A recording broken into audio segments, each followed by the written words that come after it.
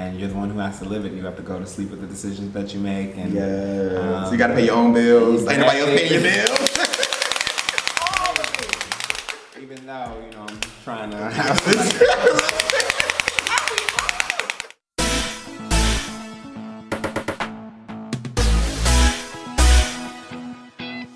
Hey beautiful people, it's Success Mentor Dante J. Worth, and I'm back with another video right here on Audacious Diva TV. Now if this is your first time tuning in, I need you to make sure you hit that subscribe button down below. Make sure that you like this video.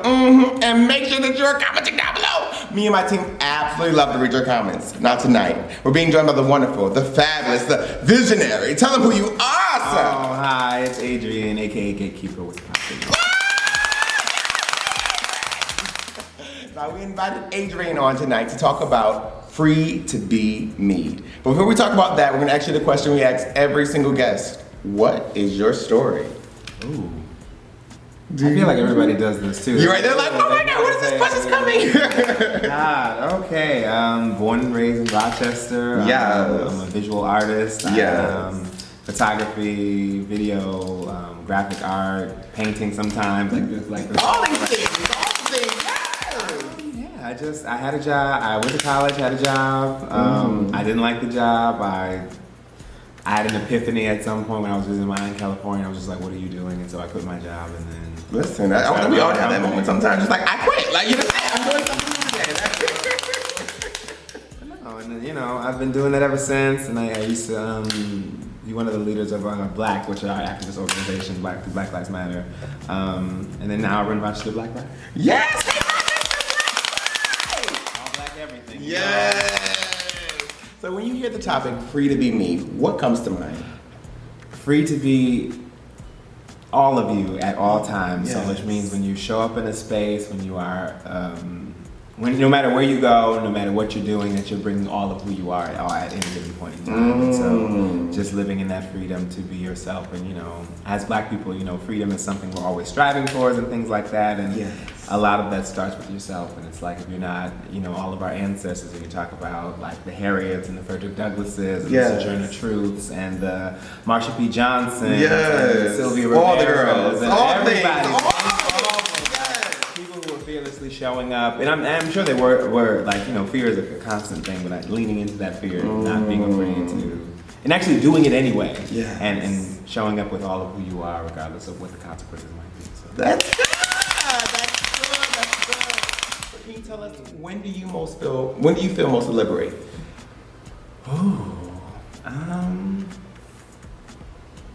Honestly, on anybody's dance floor. I've seen him work, y'all. I've seen him work, honey. He's free. He's free to be him on the dance floor. Yeah. When I have like really good music, I don't care what's going on. I don't care if I'm the only one out there. I'm dancing like.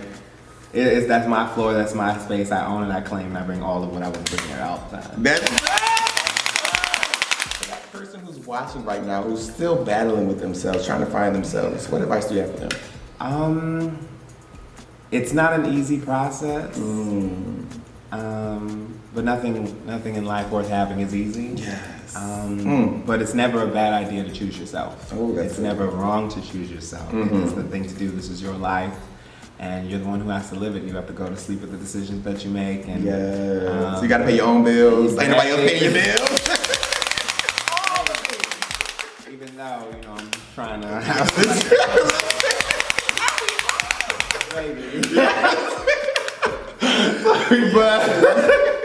But honestly, you know, as people kind of coming into themselves and learning themselves and knowing yourself, just choose yourself and, you know, lean into that fear that you have of what the consequences might be, and don't really give a damn about what anybody else has to say. That's it. So living an audacious lifestyle, you have to have courage. You have to be brave. When do you feel most brave?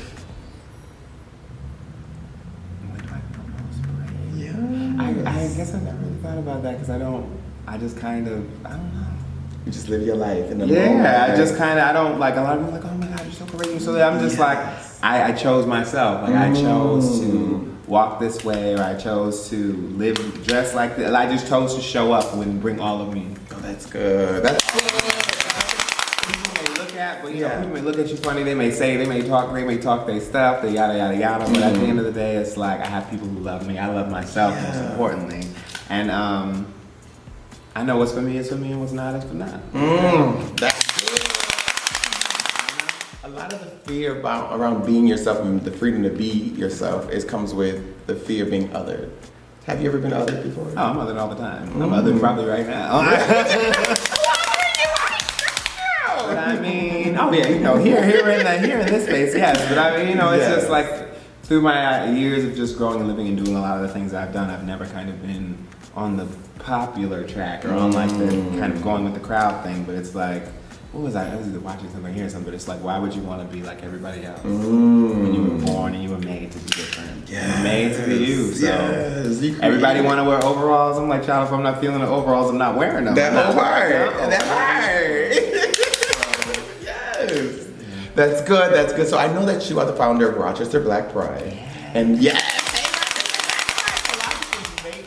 I know they may or may not already know about it, but why do you feel like this platform is especially special for this part of Rochester, or for the part of the world to be created? Well, you know, it's crazy because, you know, so when people think Pride, a lot of people I talk to, a lot of straight people I talk to, they're always like, you know, why, you know, Pride, I thought you all were under this one big rainbow. And I'm like, child, mainstream prides are still very white, and white people are still racist. Like, that's just right. And so there are actually there are probably over I think now 60 or 70 different Black Prides all around the country, and then there are more popping up all around the world. And so for Rochester Black Pride, it was just there's such a history and a story here, especially this year being the 50th anniversary of Stonewall Riots. Stonewall Riots started by Black trans women and Black lesbians who were resisting and who had enough, and then how their stories have been erased. And it's like we can't entrust our stories to be, when we trust our stories to other people, they're always going to tell whatever they want to create tell. Their own narrative. And so we want to really own our stories and own our narratives, and there's so much history and so much vibrancy, so much creativity that I get to explore. You know, we've done so much even this year, really focusing on like Black queer artists and Black trans artists and what that looks like, and so many talented people and so many amazing people who just never get the opportunity. So to be able to provide that opportunity is awesome. Again, as an artist myself, I've had to bust through all these things and kind of make a platform for myself, but then also giving it to others, so it's my work as hard. That's one of the things I think we can expect in this year's Pride. Oh my God! Yes! So Black Pride, we're doing so many things. So this is officially it's our fourth year. Yes. So you can definitely expect some of our heavy hitters. You can expect Vogue Rochester, which is our mini ball that we have. Yes. We're actually having those who know the commentator Precious, she's coming up, and they're gonna be shutting the house down. I cannot wait. Yes. We have our annual cookout that we do, which is just a free community cookout where it's like one big family reunion. Everybody just comes, eats good food, we play all these kickball games and orchestrate all these different we're actually going to have our concert series again, so we have a couple special guests who are going to be announced soon. I'm very excited for that. That's awesome. Your hint is Beyonce. Hey, Beyonce! She ain't coming through, definitely. I was like, y'all got a good budget. Just want to get someone to pay my bills. Okay.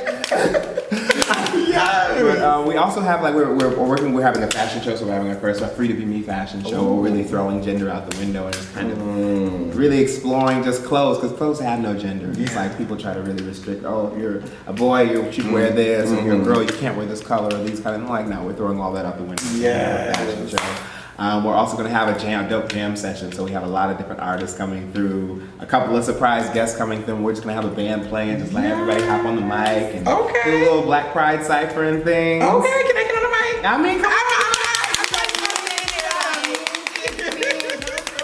I can do body movements. I don't know where it's going to go. We invite all these things. Awesome. And so that we have our amazing Trans Day of Excellence, which is an event that specifically celebrates our Black trans community here. So they get to award each other, and we're giving out 3 different scholarships for them too. So one's an academic scholarship, or 2 are just life scholarships, because you know life is hard out here.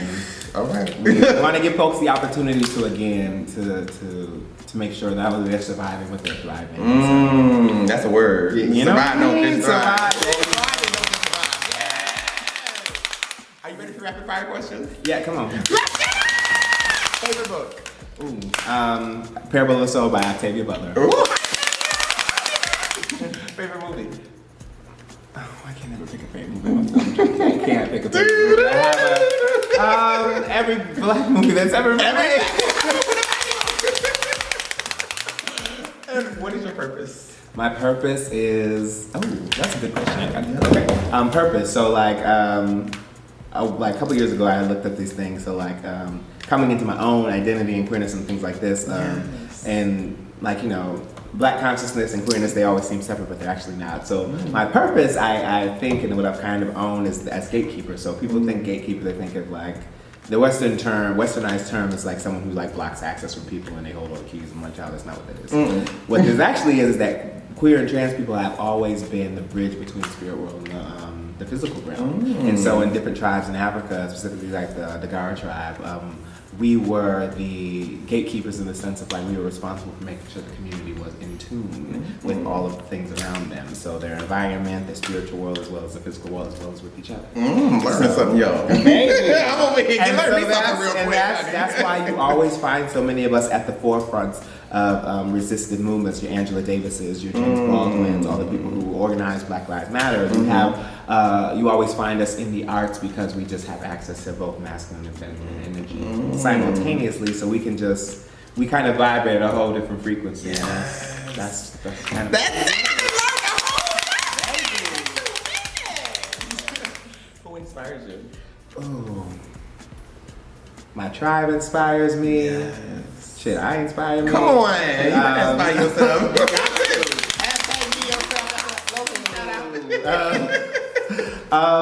Beyonce, of course, inspires me. Hello, she inspires the world. Just all the people who have come before me. So again, my James Baldwin, my Octavia Butlers, my Marshall Johnson, my Josephine Bakers, like your Willie Ninjas, your Pepper the Ninjas, all the people who laid these groundwork and who just again at a time, and Harriet Tubman specifically, especially, just all these people who again had no path charted for them, and they chose to live a life, and they chose to do what they were going to do. And just do the dang on thing. And again, in a time where it's like we couldn't even do anything like this. We weren't have Facebook, Instagram, social media, and all the things.